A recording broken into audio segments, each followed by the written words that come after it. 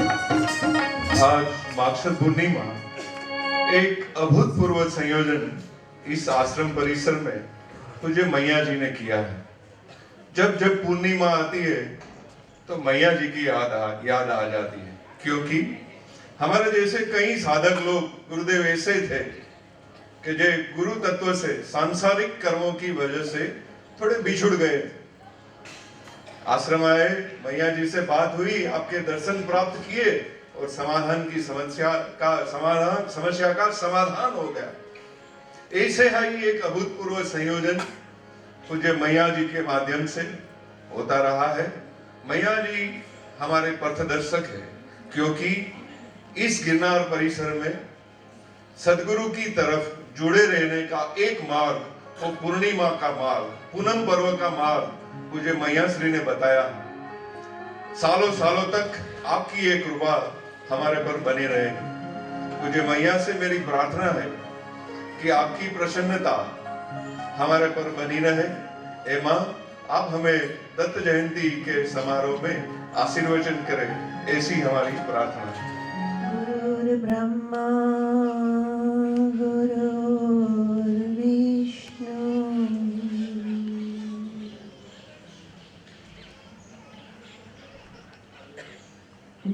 गुरुर्देवो महेश्वर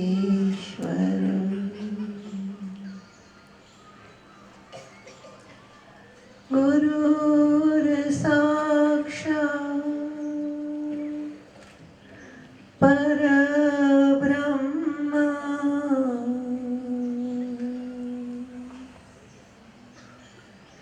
तस्मै श्री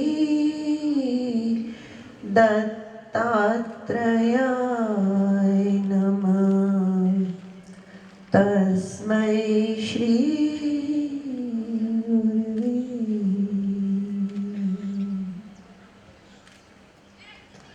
ध्यानमूलं गुरुर्मूर्ति पूजामूलं गुरुर्परम्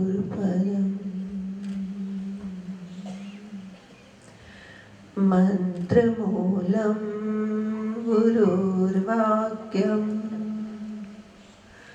मोक्षमूलं गुरुर्कृपा। हरि ओम तत्सत्। जय गुरुदत्त। हरि ओम तत्सत्। जय गुरुदत्त।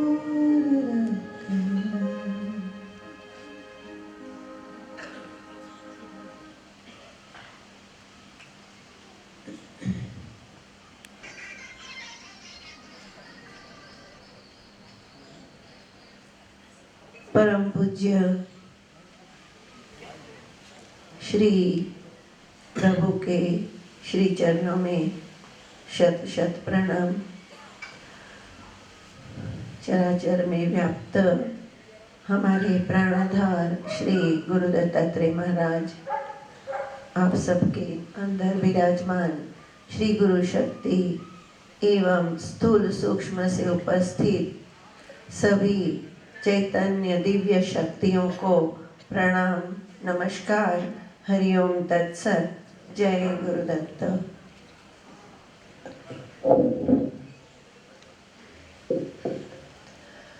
दत्तात्रेय जयंती का यह दिव्य पर्व श्री गुरु महाराज का पूजन, स्तुति, ध्यान।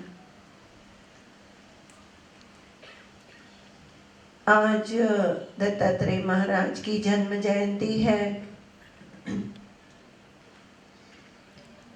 जैसे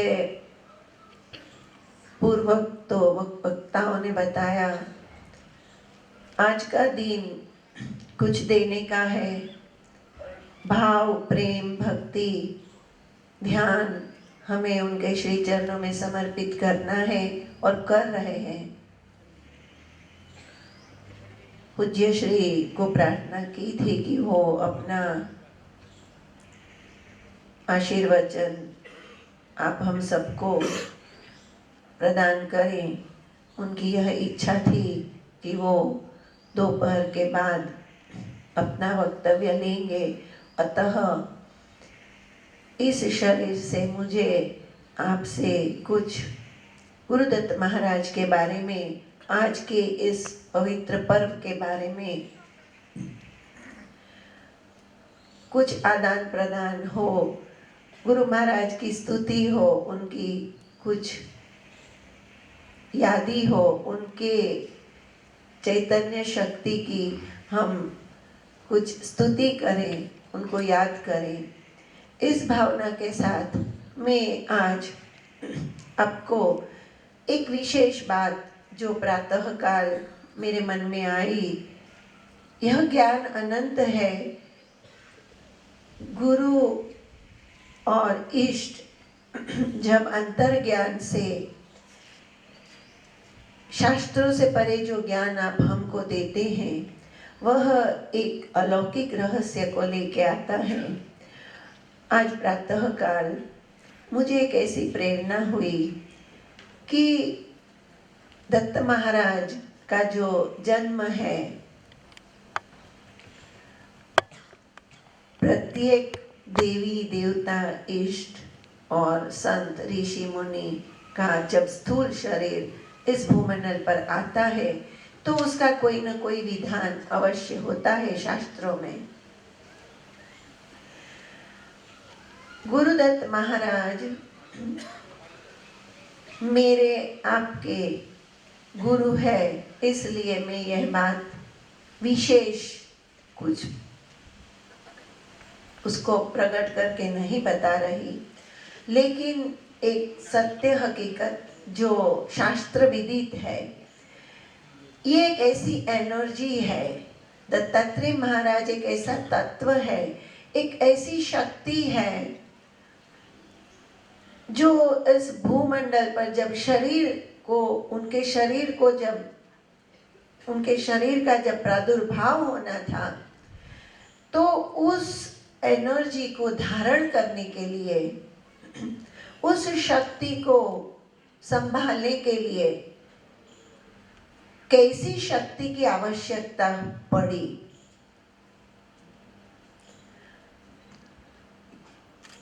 एनर्जी इतनी विशेष है इस गुरु तत्व में, जिसका शास्त्र में स्पष्ट रूप से विधान है कि ब्रह्मा, विष्णु और महेश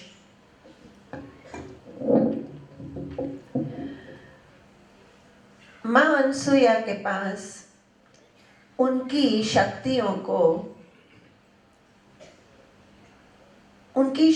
की प्रेरणा से मां अनसुया के पास ब्रह्मा, विष्णु और महेश पधारते हैं। जैसे आप हम सब के बीच में संकल्प विकल्प होता है, शास्त्रार्थ होता है, डिबेट होता है, होना चाहिए। हर एक का अपने लेवल पर एक डिबेट होता है, एक वक्तव्य होता है, शास्त्रार्थ होता है। तो देवी देवताओं के बीच में एक संकल्प विकल्प डिबेट हुआ कि ये माँ इस भूमंडल पर सबसे शक्तिशाली शक्ति एनर्जी लेवल किनके पास है।